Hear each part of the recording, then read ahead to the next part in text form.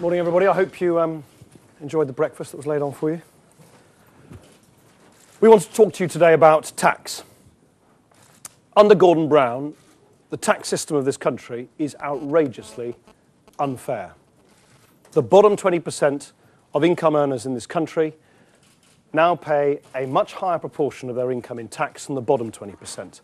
And as our research has shown this week, that gap has widened rather than lessened over the last 13 years under Labour.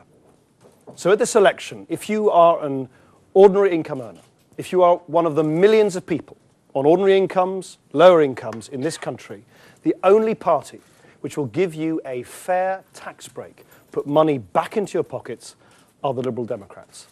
We will make sure that the first £10,000 you will earn tax-free, putting £700 back into the pockets of the vast majority of taxpayers in this country.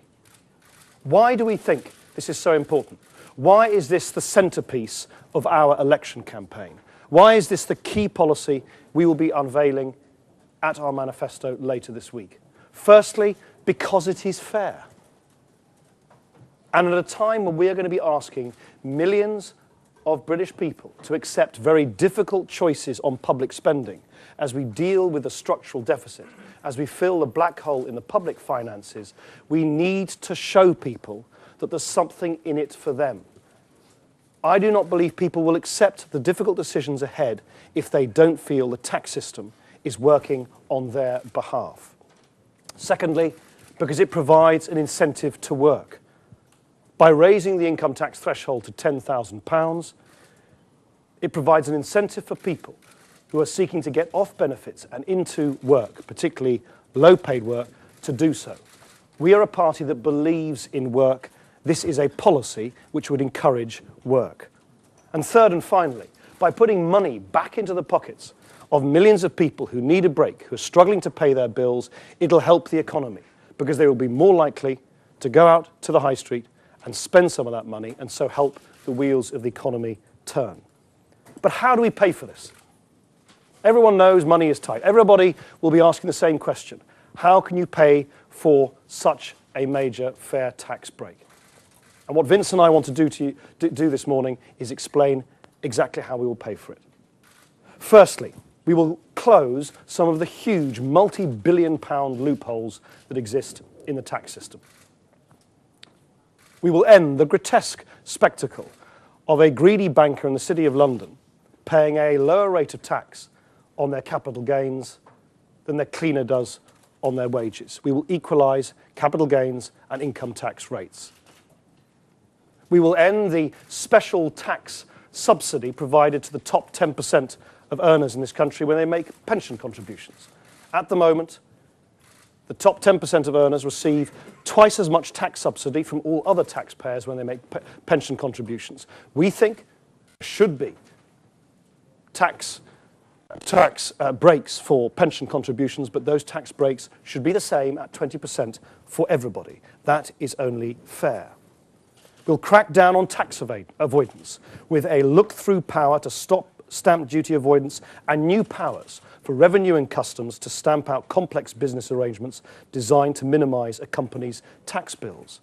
Our latest research shows that since 1997, £425 billion has been lost through tax avoidance and evasion tolerated by this Labour government on an industrial scale. That has to change. I also read, by the way, that the Conservatives are going to call their manifesto, "We're all in this together." The fact is, any tax system under Labour and the Conservatives is not one in which people are in it all together. Quite the reverse. It's a tax system where there is one rule for the rich and another rule for everybody else. That's something we want to change. We will change aviation duties. We will switch from an air passenger duty to a per plane tax and introduce a new levy on domestic flights to encourage people to use less polluting means of transport within Britain. And finally, we'll introduce a 1% levy on the value of all properties, mansions worth £2 million or more. Together, those measures will raise £17 billion. That's why this is a tax cut you can believe in. because we will give that £17 billion back to people who need a break, making sure that you don't pay a penny of income tax on the first £10,000 that you earn. Thank you very much. Vince. Good. Well, perhaps I can just sort of flesh out a bit of detail.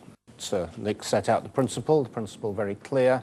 We want the first £10,000 of income not to be taxed. We want to lift just over 3.5 million people out of tax altogether, and it's a tax cut of £700 for the average earner. That's what we're aiming to achieve. When Mr. Cameron announced their proposals on marriage tax a few years ago, his key line was, it's the message rather than the money that counts. Well, we've got a message which is about fairness, but it's also about serious money. We're talking about a family with one earner getting £700 tax relief, as opposed to £150 in the Tory proposals.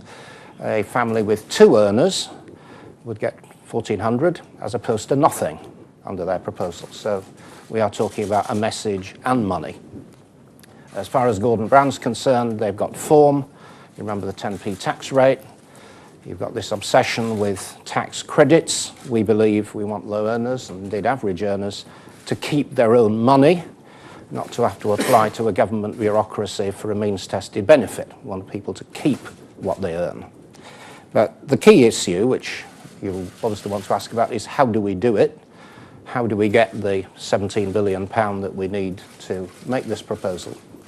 And there are several elements, and I'll just flesh out slightly what Nick said. Starting with the various tax reliefs, of course there is pension contributions, as Nick's indicated. We want to support saving. We want to support people providing for their pension. It's right that people get tax relief, and it's right that the more people save, the more tax relief they get. What is wrong is having tax relief at a higher rate. And by removing that special privilege, we contribute £5.5 billion, roughly, to the pot for tax cutting. The capital gains tax measure is to deal with an obvious abuse. At the moment, people being paid extremely large bonuses in the city, go to a tax accountant, you put it into a asset, so that you effectively pay capital gains tax at 18 rather than earned income rates of 40 or potentially 50. We essentially want to go back to the system that operated in the days of Thatcher and Lawson, who understood very clearly that you had to have capital and income taxed on the same basis. But of course we want to protect entrepreneurs. We want to keep the £1 million entrepreneurs allowance. As far as tax avoidance is concerned, of course some campaigning groups will come up with vast sums of money that you can save by plugging tax avoidance loopholes. We don't make such ambitious claims. We're targeting one or two very, very specific and obvious abuses. Under stamp duty land tax, for example, if an individual can convert their stamp duty transaction into a company, you're paying effectively 0.5% rather than the full stamp duty rate. Many companies use tax havens. There's been some highly publicised cases in the last couple of years. We want to deal with that.